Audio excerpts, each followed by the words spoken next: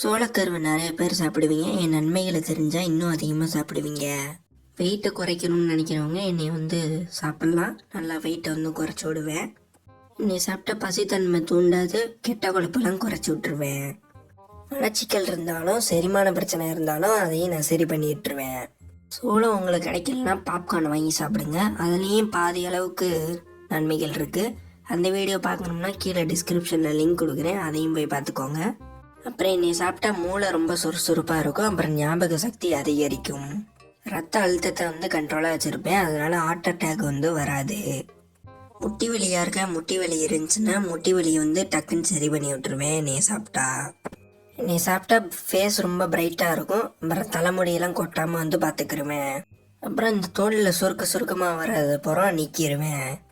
Okay, நான் உங்களுக்காக இந்த மாதிரி பல நன்மைகள் வீடியோ போடுறேன். எனக்கு ஒரே ஒரு சப்ஸ்கிரைப் மட்டும் பண்ணிக்கோங்க.